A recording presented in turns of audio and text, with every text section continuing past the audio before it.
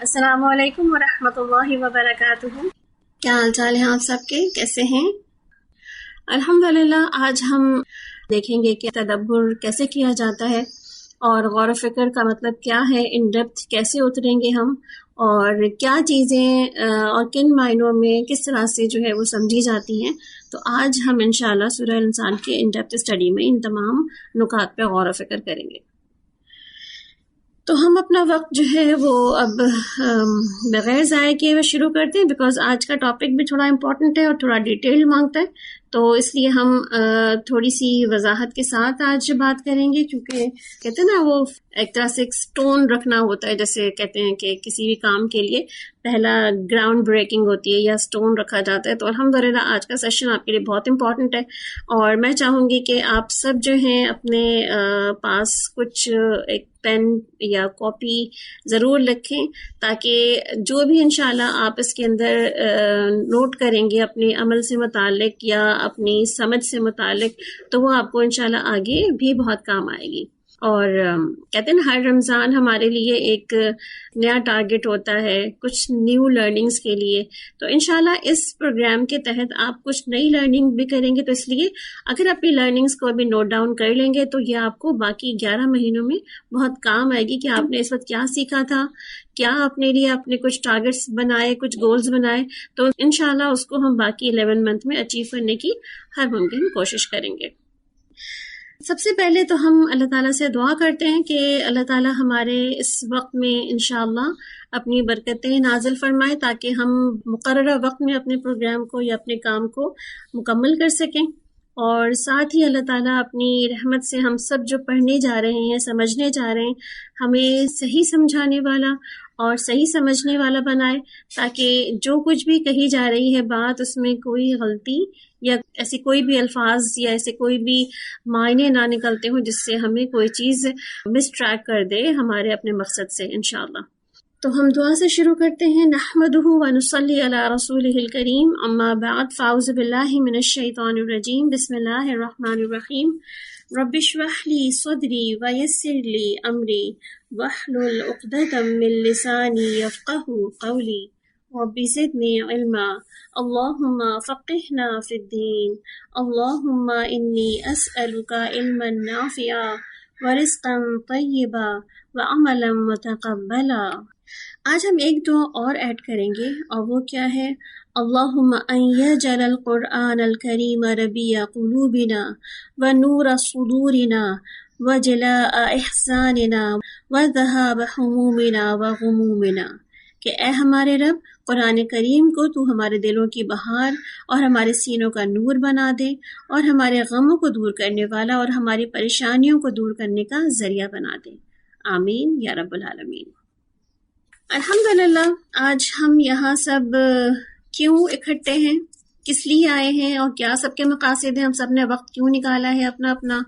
اور ہم اس فورم پہ کیا کرنے جائیں گے. تو آج کی ضرورت ہے قرآن کو ایسے سمجھا جائے جیسے کہ قرآن نازل ہوا ہے. تو ہم سب آج یہاں فورم پہ کیوں اکٹھے ہیں؟ قرآن کو اس طرح سمجھنے کے لیے اکٹھے ہیں انشاءاللہ جیسے کہ اللہ سبحانہ وتعالیٰ نے اس قرآن کو ہم تک پہنچایا ہے، اپنے نبی کریم صلی اللہ علیہ وسلم پہ نازل کیا، اور ان کے ذریعے وسیلے سے ہم تک پہنچا ہے یہ قرآن. پھر ہم اس میں کیا کیا کریں گے؟ انشاءاللہ ہم سورہ الدہر یعنی کہ الانسان کی ان ڈیپتھ اسٹڈی کریں گے، یعنی کہ ڈیٹیلڈ اسٹڈی کریں گے،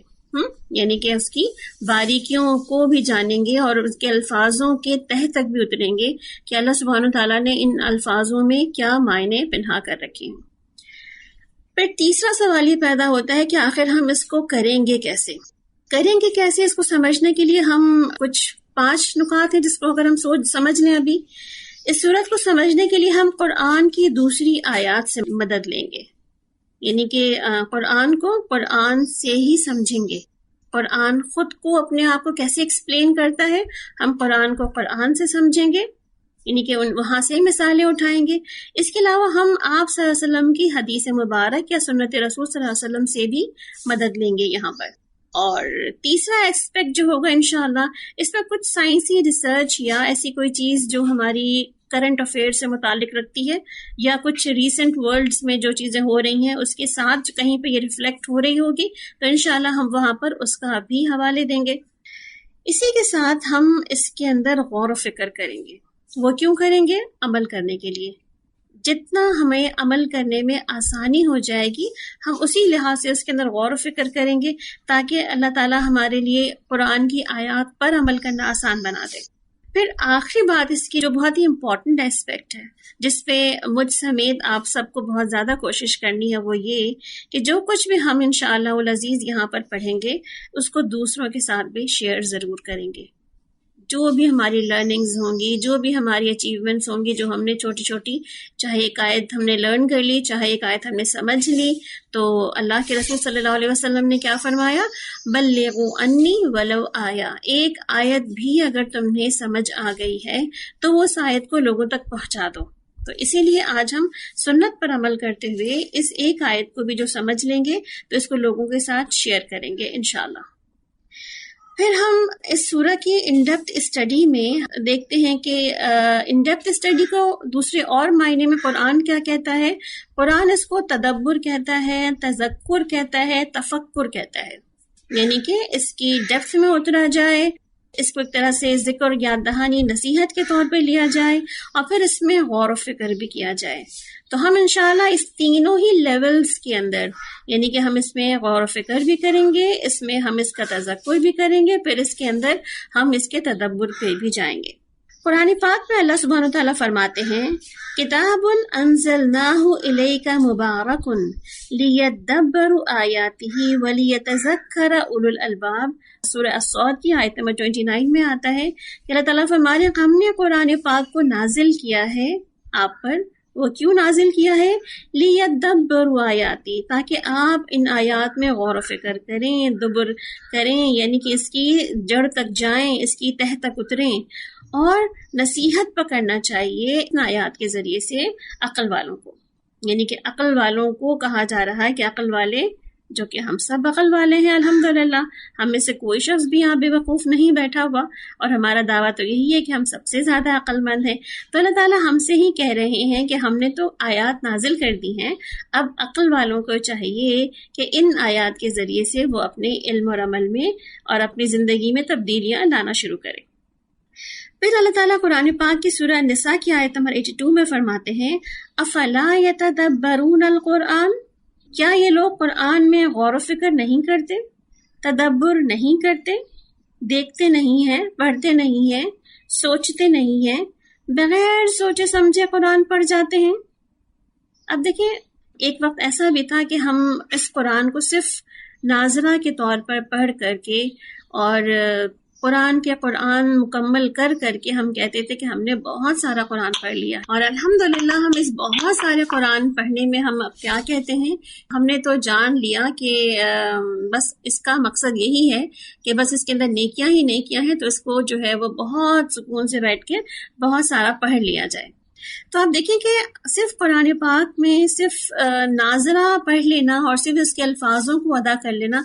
یعنی کہ یہ میں نہیں کہہ رہی کہ ان الفاظوں کو ادا کرنا اس میں کوئی فائدہ نہیں ہے، اس میں ڈیفینیٹلی فائدہ ہے. آپ صلی اللہ علیہ وسلم نے فرمایا کہ ہر حرف پڑھنے پہ نیکیاں ہیں، تو فائدہ تو ہمیشہ ملے گا اور ضرور ملے گا ہمیں. مگر جہاں تک یہ بات ہے کہ صرف اتنا ہی فائدہ کافی ہے کیا؟ تو آپ دیکھیں ہم تو دنیا میں بہت ساری چیزوں میں اتنے ہی فائدے پہ ہم مطمئن نہیں ہوتے. اب وہ بھی آپ نے سن رکھا ہوگا نا کہ جتنا گڑ ڈالو اتنا میٹھا ہوتا ہے. تو جب ہم گڑ زیادہ ڈالیں گے تو میٹھا زیادہ ہوگا. اس کا مطلب کیا ہے؟ جتنا ہم اس ایک آیت کے اندر اس کو اچھی تجوید کے ساتھ پڑھ لینے میں، اس کو پھر سمجھ لینے میں، اس کے مطلب و معنی کو جان لینے میں، پھر اس پر عمل کر لینے میں، آپ دیکھیں کتنے سارے سٹیپس ہو گئے نا. تو کتنا ہے کہ ایک ہی آیت ہے نا پڑھنے والی، ایک ہی آیت کو اگر آپ اتنی ساری چیزوں کے ساتھ پڑھیں گے تو کیا وہ عمل جو ایک آیت کے صرف نازلہ پڑھنے پر تھا ملٹیپلائی نہیں ہوگا؟ ڈیفینیٹلی ہوگا. تو اس کا مطلب یہ ہوا کہ ہم اس قرآن پر تدبر نہیں کرتے. اللہ تعالیٰ قرآن پاک میں شکوہ کر رہے ہیں ایک طرح کا کہ کیوں نہیں قرآن میں غور و فکر کرتے. ہمارے پاس غور و فکر کرنے کی تو اتنی ساری چیزیں ہیں نا، ہم اس میں اتنا لگے پڑے ہوئے ہیں کہ ہم قرآن پہ غور و فکر پہ جب آتے ہیں تو ہمیں لگتا ہے کہ بس ہم پارہ مکمل کر لیں. بس ہم پڑھ کے ہٹ جائیں, آخر میں اینڈ آف دا رمضان ہمارا ایک قرآن مکمل ہو جائے, and this is the out most achievement ہم جو چاہ رہے ہوتے ہیں کہ بس اتنا ہی مل جائے تو بہت کافی ہے. مگر آپ دیکھیں کیا یہ اچیومنٹ کافی ہے؟ آج ہی میں ایک کتاب میں مطالعہ کر رہی تھی, اور جو رائٹر لکھنے والے ہیں انہوں نے ایک بہت ہی زبردست نقطہ بھی نکالا. خیر میں اس نقطے پر اتنا زیادہ ایگری نہیں کرتی, مگر ایک اس نقطے میں کہیں نہ کہیں ایک چیلنج بھی ہے ہم سب کے لیے. وہ کیا تھا؟ وہ کہتے ہیں کہ آج انسان اتنا پڑھا لکھا ہے, اتنی دنیا کی چیزوں کو سمجھتا ہے, جانتا ہے, ڈفرینٹ اینگل سے چیزوں کو دیکھ رہا ہے, پرکھ رہا ہے معاشرے میں, اور اگر وہ قرآن نہیں پڑھتا اس طرح جیسے کہ پڑھنا چاہیے, تو کیا وہ قرآن کے ساتھ اس کا رویہ, اس کا بیہیویئر انسلٹنگ نہیں ہے؟ یعنی کہ کیا وہ اگنور کر رہا ہے اس کتاب کو؟ یعنی کہ دنیا کو تو پڑھے چلا جا رہا ہے, دنیا کی ڈفرینٹ مضامین کو, کتابوں کو اٹھا اٹھا کے اس نے ہزاروں کتابیں پڑھ رکھی ہیں, مگر کیا ایک کتاب جو کہ اللہ سبحانہ و تعالیٰ نے ہمارے لیے بھیجی ہے, جس میں اللہ تعالیٰ نے یہ فرمایا کہ فی ہی ذکرکم, اس میں تمہارا ہی ذکر ہے, اپنی ہی ذکر ہم نے نہیں پڑھی؟ تو ان کی بات مجھے دل کو لگی کہ واقعی میں انسان اگر اپنے آپ کو اتنا انٹلیکچوئل شو کرتا ہے کہ وہ ہے, اور اگر وہ قرآن پاک نہیں پڑھتا یا اس کو اگنور کرتا ہے یا اس کو امپورٹنس نہیں دیتا, تو اس کا مطلب کیا ہے؟ کیا وہ قرآن کو ایک طرح سے کیا سمجھ رہا ہے کہ یہ قابل ذکر کتاب نہیں ہے, یا اس کو پڑھنا ضروری نہیں ہے, یا اس کو جاننا جو ہے اس کی کہتے ہیں نا اس کے فرائض میں شامل نہیں ہے؟ تو ہمیں دیکھنا چاہیے کہ کیا واقعی ہم قرآن کے ساتھ اپنا کون سا رویہ رکھتے ہیں, اور جو رویہ رکھتے ہیں کیا وہ واقعی صحیح رویہ ہے. اسی طرح آپ دیکھیں قرآن پاک میں ایک اور جگہ پر اللہ تعالیٰ کیا فرماتے ہیں, سورہ محمد کی آیت نمبر 24 میں آتا ہے, افلا یتدبرون القرآن, کیا بھلا وہ قرآن پہ غور و فکر نہیں کرتے, ام علی قلوبہم اقفالها, کیا ان کے دلوں میں قفل لگا ہوا ہے, لاکس لگے ہوئے ہیں, تالے لگے ہوئے ہیں. یعنی کہ جو شخص قرآن پاک میں غور و فکر نہیں کر رہا, تو کیا اس کا دل اللہ نے بند کر دیا, اس کے دل پہ تالے لگا دیے؟ دل پہ تالے کیسے لگتے ہیں, دل کب بند ہو جاتا ہے, اور دل کب سوچنا, سمجھنا, محسوس کرنا چھوڑ دیتا ہے, اس پہ انشاءاللہ آئندہ آنے والی آیات میں ہم غور و فکر ضرور کریں گے, اس میں بھی روشنی ڈالیں گے. مگر اس وقت ہمارا موضوع جو ہے وہ تدبر ہے. پھر ہم آگے چلیں تو ہم یہ دیکھ رہے ہیں کہ اللہ سبحانہ و تعالیٰ ہمیں قرآن پاک میں خود دعوت دے رہے ہیں, ایک طرح کی یہ دعوت فکر ہے نا, ایک طرح کی دعوت فکر ہے, اوپن انویٹیشن ہے اللہ تعالیٰ نے یہ ہم سب انسانوں کے لیے, ہم سب مسلمانوں کے لیے, اور ہم سب پڑھے لکھے انٹلیکچوئلس کے لیے. کیا کہ قرآن پاک پہ غور و فکر کریں, اس کو سمجھیں, اس کو جانیں, اس پر جو ہے وہ عمل کرنے سے پہلے اس کو ہر اینگل سے جو ہے کھنگالیں. ہم تدبر کیسے کریں گے؟ انشاءاللہ اس کا ہم 3 وے پروسیسنگ اس کو ہم کریں گے تدبر کو, جس کا پہلا طریقہ کیا ہوگا کہ ہم اس میں رک جائیں گے, یعنی کہ ہر آیت پہ, ہر لفظ پہ, ہر ایسی چیز پہ جہاں پر ہمیں رکنا چاہیے اور اس کو سمجھنا چاہیے, ہم وہاں پر رک کر کے اس سے فائدہ اٹھائیں گے. ٹھیک ہے. دوسرے لیول پہ ہم اس کو جا کر اس میں ہم غور کریں گے, سمجھیں گے, اس کو دیکھیں گے, اس کی انوائرمنٹ کو, اس کی آگے پیچھے, اس کی اٹیچمنٹ کو, اس کی ہر چیز کو دیکھیں گے کہ کس طرح وہ لفظ جو ہے وہ آگے ڈفرینٹ طریقے سے ہمیں ایک میننگ دے رہا ہے. پھر تیسرا اور فائنل اور بہت ہی امپورٹنٹ کام کیا ہے ہمارا, کہ ہمیں اس تدبر کے کرنے کے بعد اس سے متاثر ہونا ہے, اثر قبول کرنا ہے, محسوس کرنا ہے, اپنے احساس کے اندر اس کو ڈالنا ہے کہ اللہ سبحانہ و تعالیٰ ہم سے کیا کیا مخاطب تھے, اور ہمیں پتہ ہی نہیں تھا آج تک کہ ہمیں کیا کچھ اللہ بتا رہے ہیں اپنی اس کتاب کے ذریعے. پھر انشاءاللہ اس کے ریزلٹس کیا ہوں گے, جیسے کہ ابھی ہم نے بات کی تھی کہ ہم 5 ایکسپیکٹس کے ساتھ جو جائیں گے, جس کا لاسٹ ایکسپیکٹ یہ تھا کہ ہم اس کو شیئر کریں گے. تو جو بھی بات آپ کے دل میں آ جائے گی, آپ کو متاثر کرے گی, آپ کے عمل کو بدل دے گی, اور آپ کو کچھ نیا سکھا جائے گی, تو انشاءاللہ آپ نے وہ بات اپنے پاس لکھ لینی ہے, اس کو دوسروں کے ساتھ ضرور شیئر کرنی ہے. اور شیئرنگ کے طریقے تو آپ سب مجھ سے کہیں زیادہ بہتر طریقے سے جانتے ہیں کہ آج کل کہاں کہاں کیسے اور کس کس انداز میں شیئرنگ ہوتی ہے, اور ہم سب کیسے بتاتے ہیں لوگوں کو کہ ہمیں کیا مل گیا ہے, اور ہم کیا سیکھ رہے ہیں, اور ہمیں کیا کیا آتا ہے. انشاءاللہ رمضان چونکہ قرآن کا مہینہ ہے, آپ سب ماشاءاللہ سے آج پہلے روزے سے ہیں، الحمدللہ، بارک اللہ فیکم، اور اللہ تعالیٰ ہمیں اس رمضان میں بہترین طریقے سے اس سے بہترین فائدہ اٹھانے کی توفیق عطا فرمائے۔ تو اس رمضان میں جو کہ قرآن کا ہی مہینہ ہے اور اس میں دل بھی نرم ہوتے ہیں اور تقوی بھی اس مہینے ہمارا لیول تقوی کا بھی اسٹیپ بائی اسٹیپ ہوتے ہوتے ہائیسٹ لیول تک پہنچ جاتا ہے، جو کہ ہماری آخری کی لاسٹ 10 نائٹس ہیں، اس میں لیول ہمارا ہائٹ پر ہوتا ہے الحمدللہ، اور اس پاور نائٹس میں انشاءاللہ ہم ڈسکس کریں گے تقوی کی ہائٹ ہو جائے تو پھر ہم کیا کریں اس کے بعد۔ ابن القیم جو کہ ایک بہت بڑے ہمارے سلف صالح ہیں، بڑے اسکالر ہیں، تو ہم اسکالرلی لیول پہ دیکھیں کہ ہمارے اسکالرز کیا کہتے ہیں اس تدبر کے بارے میں، تذکر و تفکر کے بارے میں۔ تو ابن قیم کہتے ہیں کلام کے تدبر سے مراد یہ ہے اس کے اول اور آخر کو دیکھیں، یعنی کہ اس کا سٹارٹ اور اس کا اینڈ دیکھیں، یعنی کہ ایک ایک گھونٹ کر کے اس کے کلام سے دلوں کو سیراب کر لیں۔ آپ نے دیکھا کیسے اسٹیپ بائی اسٹیپ لے کے جانے کے لیے ایک ایک سیڑھی چڑھتے جائیں اور اینڈ میں جو ہے وہ پورا کا پورا ہی اس کو اچیو کر لیں۔ تو یہاں ہمیں اللہ سبحانہ و تعالیٰ جو ہے وہ ایک اور نقطہ سکھا رہے ہیں، وہ کیا کہ تدبر سے مراد کیا ہے، اس کا اسٹارٹ اینڈ اینڈ، آیتوں کا، لفظوں کا ایک دوسرے سے کنیکشن بھی دیکھنا ہے، اور ساتھ میں اس کو ایک ایک بات کر کے ایک ایک اسٹیپ کر کے انشاءاللہ اس کو لینا ہے اور اپنے دلوں کو سیراب کرنا ہے۔ اور دل سیراب کیسے ہوتے ہیں انشاءاللہ آہستہ آہستہ باتیں ہوتی جائیں گی تو دل کی سیرابی کا طریقہ بھی پتہ چلتا چلا جائے گا۔ ایک رات نبی کریم صلی اللہ علیہ وسلم نے عائشہ رضی اللہ عنہا سے اجازت لی کہ میں نے رات میں قیام کرنا ہے۔ آپ صلی اللہ علیہ وسلم نے اجازت لی، کتنی مزے کی بات ہے نا، جبکہ ہمارے ہاں کہاں ہسبینڈز اس طرح کے کسی کام کی اجازت لیتے ہیں اور ہم میں سے کوئی اجازت مانگ بھی رہا ہوتا ہے ان باتوں کی، مگر بہرحال آپ دیکھیں آپ صلی اللہ علیہ وسلم بہترین ہسبینڈ ہے اور عائشہ رضی اللہ عنہا بہترین وائف ہے کہ جہاں وہ ان سے اجازت لے رہے ہیں کہ میں رات میں کچھ آج زیادہ قیام کرنا چاہتا ہوں، تو عائشہ رضی اللہ عنہا ان کو اجازت بھی دے رہی ہیں، ٹھیک ہے، اٹس یور وش کہ آپ کو ایک طرح کا اللہ تعالیٰ کی طرف کنیکشن جوڑنا ہے، اور ظاہر سی بات ہے اس وقت آپ کو کسی اور کی کمپنی جو ہے مزہ نہیں دے گی، تو آپ جائیں اللہ تعالیٰ سے کنیکٹ ہوں۔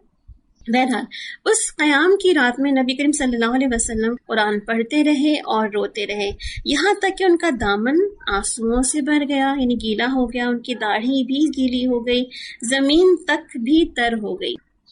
صبح جب بلال رضی اللہ عنہ نے فجر کی نماز کے لیے ان کو بلایا تو چہرے پہ آنسوؤں کے نشانات تھے، تو انہوں نے پوچھا کہ یا رسول اللہ صلی اللہ علیہ وسلم آپ روئے ہیں؟ تو انہوں نے کہا کہ آج ایسی آیات نازل ہوئی ہیں کہ تباہی ہے ہر اس شخص کے لیے جو غور و فکر نہ کرے۔ کیا کہا انہوں نے کہ آج ایسی آیات نازل ہوئی ہیں کہ تباہی ہے اس شخص کے لیے جو غور و فکر نہ کرے۔ کس پر؟ آیات پہ غور و فکر نہ کرے۔ پھر انہوں نے کہا کہ آج کون سی آیات نازل ہوئی ہیں؟ تو سورہ آل عمران کی آخری 10 آیات نازل ہوئی ہیں، جس کا سٹارٹ جو ہے وہ ان فی خلق السماوات والارض، اور اسی کے اندر ربنا ما خلقت ھذا باطلا، اور پوری اینڈ تک جو سورہ آل عمران کا آخری رکوع مکمل ہوتا ہے وہ آیات نازل ہوئی تھیں۔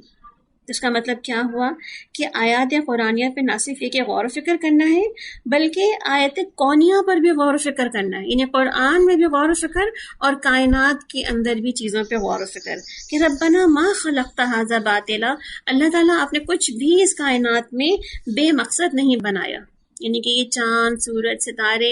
ہوا، پہاڑ، زمین، کیا ہے اس کائنات میں جس کو ہم اگر لکھنا چاہیں یا اس کو ہم ایک جگہ پہ کوئی لسٹ بنانا چاہیں تو شاید یہ ہمارے لیے ناممکنات میں سے ہو۔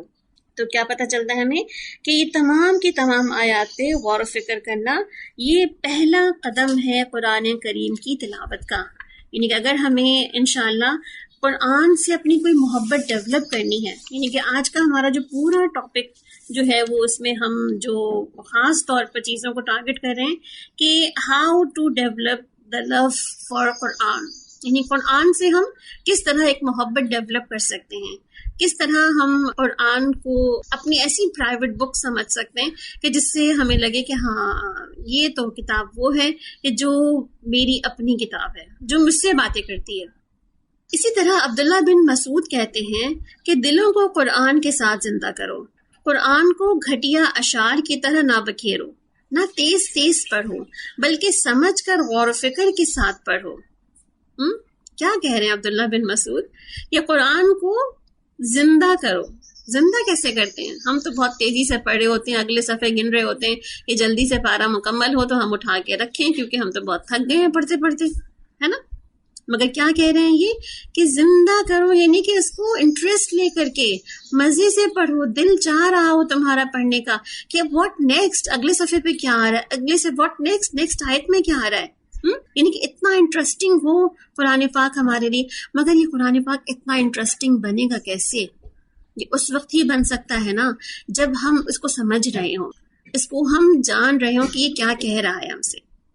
پھر مزید کیا کہتے ہیں, قرآن کو گھٹیا اشعار کی طرح نہ بکھیرو. یعنی کہ تیز تیز جو پڑھتے جا رہے ہو نا, جیسے ہم سورہ فاتحہ پڑھتے ہیں نمازوں کے اندر, وہ کیا کرتے ہیں, الحمدللہ رب العالمین الرحمن الرحیم مالک یوم الدین, ہم اسپیڈ میں پڑھتے ہیں, پھر ہم الحمدللہ شروع کرتے ہیں اور آمین پہ جا کے مکمل کرتے ہیں, اور یہ ہو گئی ہماری سورہ فاتحہ. تو یہ کیا ہے بیسکلی, اتنی اسپیڈ سے تو ہم عموماً جو چیزیں گاتے یا پڑھتے ہیں وہ پتہ ہی ہوگا آپ کو. تو یہ کہہ رہے ہیں کہ گھٹیا اشعار کی طرح نہ بکھیرو بلکہ اور تیز تیز نہ پڑھو, آہستہ آہستہ. حضرت ام سلمہ سے پوچھا گیا کہ آپ صلی اللہ علیہ وسلم قرآن پاک کیسے پڑھا کرتے تھے, کیونکہ ہمارا تو سارا عمل آپ صلی اللہ علیہ وسلم کے علم سے متعلق ہے. جیسا آپ صلی اللہ علیہ وسلم نے ہمیں بتایا ویسے ہی ہم نے کرنا ہے. اور آپ صلی اللہ علیہ وسلم کے بارے میں ام سلمہ نے کیا بتایا, وہ کہتی ہے کہ آپ صلی اللہ علیہ وسلم قرآن پاک ایسے پڑھتے تھے جیسے ہم نے کہا الحمدللہ رب العالمین الرحمن الرحیم, ہر لفظ واضح کر کے, ہر لفظ کا مطلب سمجھتے ہوئے, ہر بات کو غور کرتے ہوئے جو ہے وہ پڑھا کرتے تھے. تو اس کا مطلب ہے کہ قرآن کو اتنی اسپیڈ سے نہ پڑھا جائے کہ وہ سمجھ ہی نہ آ رہا ہو ہمیں, بلکہ اس طرح سے پڑھو کہ غور و فکر بھی ساتھ میں کر سکو, اور اس کے عجائبات سے گزرو کہ دل حرکت میں آ جائے. یعنی کہ جب اس کے عجائبات سے گزرو, قرآن پاک کے اندر بہت عجائبات ہیں نا, جو چیزیں ہمیں لگتا ہے کہ ہاؤ اٹ از پاسبل, کہ ایسا ہو سکتا ہے, ایسا بھی ہو سکتا ہے. جیسے ہماری کائنات کا وجود میں آنا, تو اس میں بھی ہم کہتے ہیں یہ کیسے ہو گیا, ایسے کیسے ہو گیا. یا پھر اللہ تعالیٰ جب جنت کا ذکر کرتے ہیں تو یہ کیسے ہوگا, یہ کیسے ہوگا, یہ کیسے بنے گی, یہ کیسے ملے گی ہمیں. یا پھر جہنم کا جب ذکر آتا ہے تو ہمیں ڈر لگتا ہے اللہ تعالیٰ ایسا بھی کریں گے ہمارے ساتھ اور ایسا بھی کریں گے. تو یہ بہت سی عجائبات ہیں جو اس قرآن کے سفر میں ہم گزرتے رہتے ہیں ان کو پڑھتے ہوئے. تو جب گزرو گے تو دل حرکت میں آ جائے گا. یعنی کیسے حرکت میں آ جائے گا, اسی وقت فوراً ہم اس کو پڑھتے ہوئے ہی اپنا عمل بتا دیں گے کہ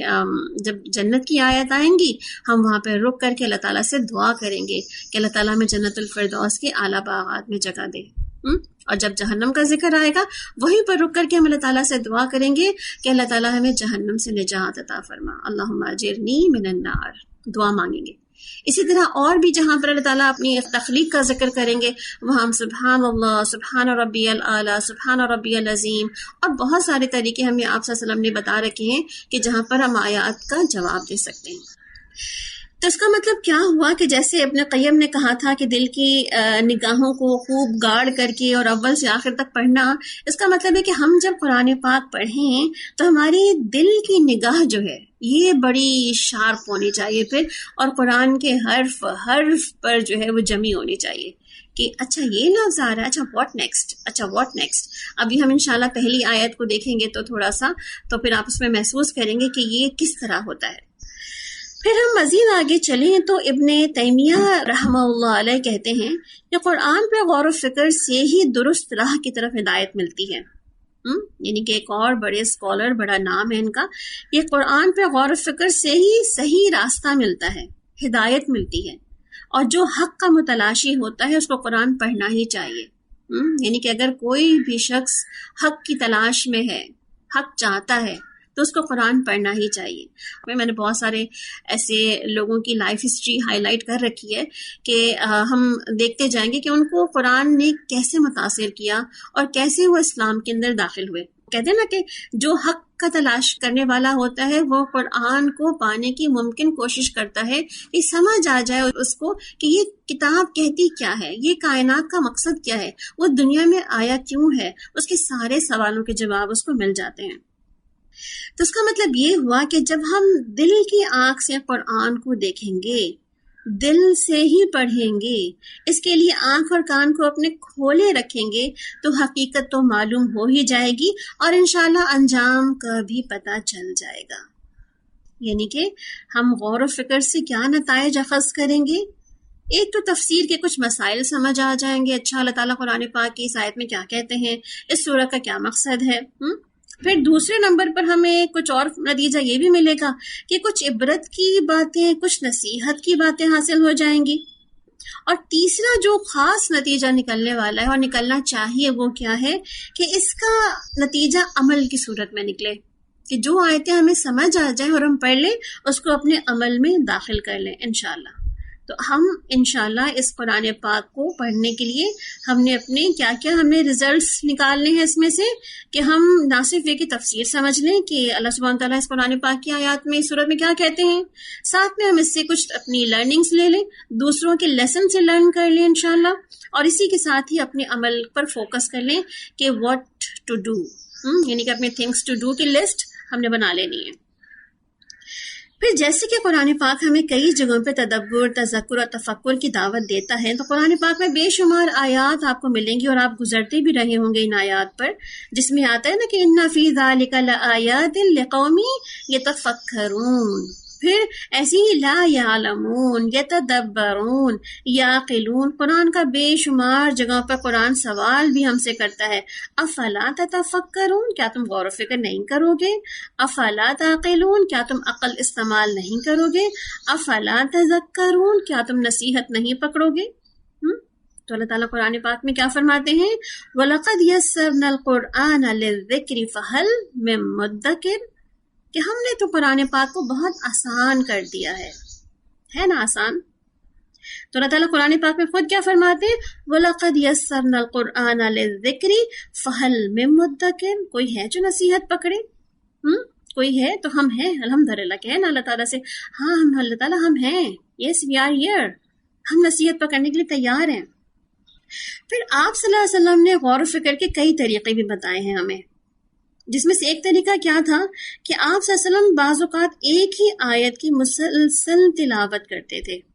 تو جب ہم بار بار کسی ایک آیت کو پڑھتے ہیں، تکرار کرتے ہیں، اور جب ہم اس کے معنی سمجھ بھی جاتے ہیں، تو پھر آپ دیکھیں اس وقت جو ہے اس لفظ کا جو میننگ، جو اس کا لفظ کا جو اصل ہے وہ ہمیں سمجھ آنے لگ جاتا ہے۔ تو ایک طریقہ جو آپ صلی اللہ علیہ وسلم کا یہ تھا کہ ایک ہی آیت کو مسلسل تلاوت کرتے رہا کرتے تھے۔ تو انشاءاللہ ہم اس غور و فکر کی سنت کو بھی زندہ کریں گے انشاءاللہ۔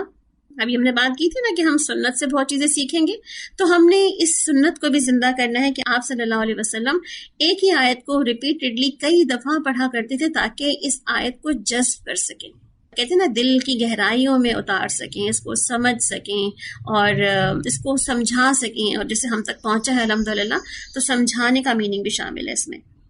تو ہم انشاءاللہ اس میں ایک یا دو آیتیں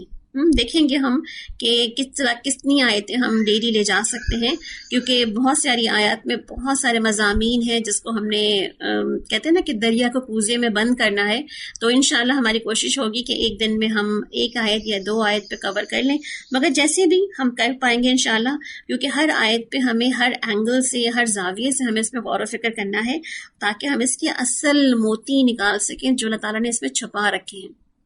آپ نے کبھی دیکھا ہے وہ جو شیلز ہوتے ہیں، جو سی شیلز ہوتے ہیں جو پڑے ہوتے ہیں بڑی بڑی سمندروں کے ساحلوں پر، بہت بہت دنوں تک دریاؤں پہ پڑے ہوتے ہیں، اور جب اس کو کوئی لے لیتا ہے اس شیلز کو تو اس کے اندر سے کیسے کیسے موتی نکلتے ہیں۔ یہ ہڈن پرلز ہی ہم نے ڈھونڈنے ہیں انشاءاللہ، کہ ہم دیکھیں کہ کون کون سے کس کس رنگ کے اور کیسے کیسے پیارے قیمتی موتی ہیں جو اس کے اندر چھپے پڑے ہوئے ہیں انشاءاللہ، اور اس کو ہم نکالیں گے اور اس کو اپنی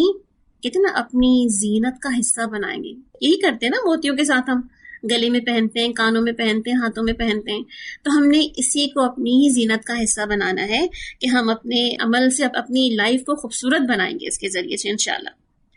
صحابہ کرام کہتے تھے کہ ہمیں قرآن سے پہلے ایمان دیا گیا،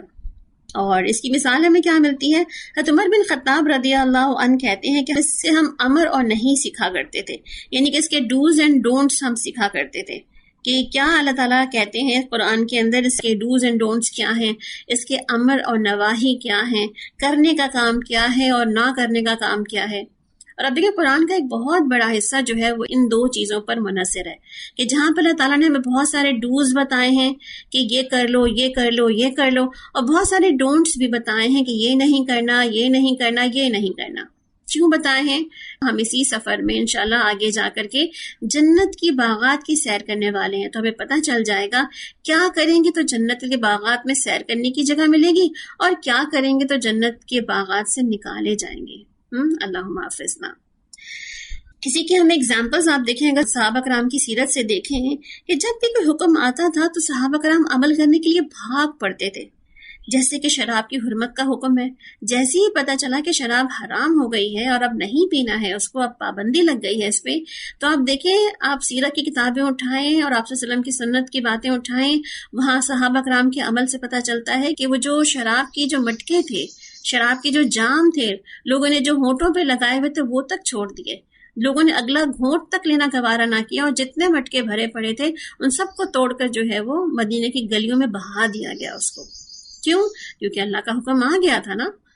اور آ گیا حکم، تب اس کے بعد کسی قسم کی کوئی گنجائش باقی نہیں رہتی کہ ہم کہیں اللہ تعالیٰ ابھی نہیں، ابھی تو بہت ٹائم ہے، ابھی تو وہ وقت نہیں آیا نا۔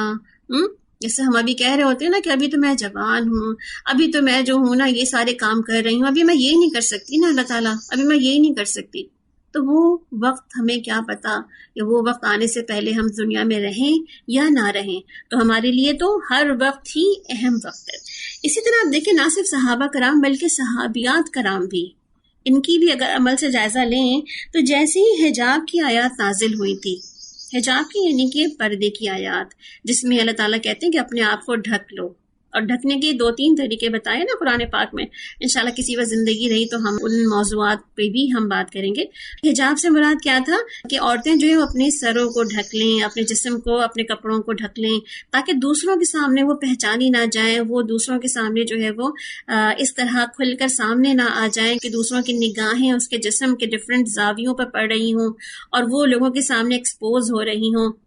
اور حتمہ رضی اللہ عنہ کا ایک بہت بڑا کارنامہ یہ ہے کہ ان کو پہلے سے ہی یہ بات محسوس ہونے لگ گئی تھی کہ صحابہ کرام جو ہے وہ ان کی بھی نظریں ہیں، دوسرے عام لوگ بھی آتے ہیں آپ صلی اللہ علیہ وسلم کے پاس، ان کی بھی نظریں ہیں، اور یہ عورتیں جب نکلتی ہیں پھر مسجدوں میں نماز کے لیے بھی آتی ہیں تو لوگوں کی نظریں تو اٹھتی ہیں، اور لوگوں کی نظروں میں کیا کیا ہوتا ہے ہمیں کیا پتا، جو لوگوں کے دلوں میں ہوتا ہے وہی لوگوں کی نظروں میں ہوتا ہے۔ تو اب کن کن نظروں سے لوگ ہمیں دیکھ رہے ہوتے ہیں اس کا ہمیں اندازہ بھی نہیں۔ تو ان کی ایک خواہش تھی کہ خواتین جو گھروں سے باہر نکل رہی ہیں، جو صحابیات ہیں، جو ازواج مطہرات ہیں، جب وہ گھر سے نکلتی ہیں تو ان کو دوسرے لوگ نہ دیکھیں، نہ ہی ایسی اینگل سے دیکھیں کہ جن کے جسم کے ایسے حصے خاص طور پر جو ڈھکنے والے چھپانے والے ہیں وہ چیزیں جو ہے وہ لوگوں کی نظروں میں نہ آئیں۔ تو اللہ تعالیٰ نے ان کی اس خواہش کو ہی دیکھتے ہوئے کہ جو حکم جس وقت آنا تھا الحمدللہ اس وقت اللہ سبحانہ تعالیٰ نے سورہ الاحزاب میں اس حکم کو فائنلی دے دیا کہ خواتین اب گھر سے باہر نکلیں تو اپنے گھر کے کپڑوں کو ایک بڑی چادر میں ڈھانک لیا کریں، اپنے سر کو، اپنے سر کے بالوں کو کور کر لیا کریں، اور کچھ نہیں تو یدنین علیہن من جلابیبہن، اپنے چہروں کا کچھ حصہ بھی کور کر لیا کریں تاکہ وہ پہچانی نہ جائیں۔ کیوں؟ تاکہ لوگ ان کو تنگ پریشان نہ کریں، لوگ ان کے رستے میں نہ اٹک جائیں، لوگ ان کے رستے کو رکاوٹ نہ بن جائیں۔ تو بہرحال تو جیسے ہی یہ آیات حجاب کا حکم بھی آیا تھا، صحابیات نے کیسے عمل کیا؟ کہتے ہیں کہ رات ہی جب حکم آیا تو صبح کی نماز سب سے پہلی نماز تھی، فجر کی، جو پڑھنے کے لیے خواتین نے جانا تھا۔ اب خواتین کو ہلچل مچ گئی کہ رات تو حکم آیا ہے یہ ازواج مطہرات کے لیے، یہ تمام مومن مسلمہ خواتین کے لیے کہ اب جب گھر سے باہر نکلیں تو اپنے آپ کو چھپا کر ڈھکا کے نکلیں۔ تو اب ان کو تھا کہ اب کیسے کریں، تو لوگوں نے، یہ خواتین نے اپنی کپڑے جو ہے وہ جس پھاڑ پھوڑ کے اس کو حجاب رات ہی بنا لیا، اور صبح کی نماز کے لیے جب خواتین نکلی تو وہ اپنی مکمل حجاب کی حالت میں نکلی تھی کہ کوئی نہ پہچان سکے انہیں۔ سبحان اللہ۔ اس کا مطلب یہ ہوا کہ نہ صرف یہ کہ صحابہ کرام نے اللہ تعالیٰ کی بھیجی ہوئی ہر آیت پہ ایسے عمل کیا، بلکہ صحابیات کرام نے بھی ان آیات پہ مکمل طور پر عمل کیا۔ چونکہ صحابہ کرام نے کہا کہ ان کو ایمان جو ہے پہلے ملا تھا، قرآن بعد میں ملا تھا، مگر ہمیں جو ہے ایمان سے پہلے قرآن مل گیا ہے نا۔ ہمارا بچہ جو چھوٹا پیدا ہوتا ہے اور تھوڑی تھوڑی سی باتیں بولنا سیکھتا ہے تو ہم اس کو جو ہے وہ کلمہ سکھاتے ہیں، ہم اس کو آیتیں سکھاتے ہیں، تو ہم کو پہلے قرآن مل گیا ہے، اور سب سے پہلے ہمارے بچے جو ہے وہ قرآن کو جو بھی کچھ ہم سکھانا چاہتے ہیں وہ سیکھ رہے ہوتے ہیں، مگر ساتھ ساتھ آپ دیکھیں ہم قرآن سے پہلے بچوں کو کیا سکھا رہے ہوتے ہیں، ہم کون سے وہ نرسری رائمز ہیں، ہم کون سی وہ چیزیں ہیں جو بچوں کو سکھا پڑھا رہے ہوتے ہیں، ان کو کس کام میں لگا رہے ہوتے ہیں، اور پھر جب ان کی ساری توجہ جو اصل توجہ کا وقت ہے وہ ساری کی ساری توجہ جب ان کی ان کاموں میں لگ جاتی ہے تو پھر ہماری توجہ تو نہ ایمان کی طرف ہوتی ہے نہ بچوں کو ایمان کی طرف لانے کی طرف ہوتی ہے، اور چونکہ خود بھی ہم نے ایمان کو اس طرح نہیں سمجھا ہوتا تو اس کے بعد کیا ہوتا ہے، قرآن کی طرف ہم پہلے آ جاتے ہیں، جو بات ہمیں سمجھ آ جاتی ہے اس کو پڑھنا ہے، اس کے حرف حرف میں نیکیاں ہیں، اس کو نیکیاں سمیٹنی ہے، اور اس سے زیادہ کچھ اور نہیں ہم سے سمجھ آ رہا ہوتا ہمیں۔ تو اللہ سبحانہ تعالیٰ ہمیں یہاں پر ان آیات اور ان طریقوں میں انشاءاللہ ہمیں یہ بھی سکھائیں گے کہ ہم قرآن پاک سے پہلے اپنے ایمان کا جائزہ لیں،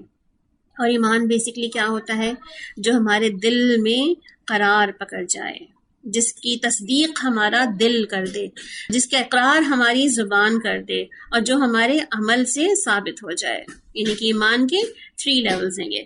تو ہم دیکھتے یہ ہیں کہ اللہ سبحانہ تعالیٰ کہتے ہیں کہ ہم اس ایمان کو پہلے سیکھیں،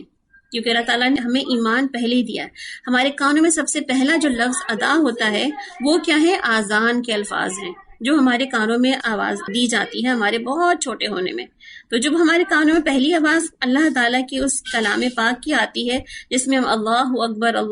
پڑھتے ہیں، اس کا مطلب ہماری اس پوری تمام کی تمام کہتے ہیں نا کہ لرننگ کا پہلا حصہ جو ہمارا پڑتا ہے وہ کیا، اللہ بڑا ہے،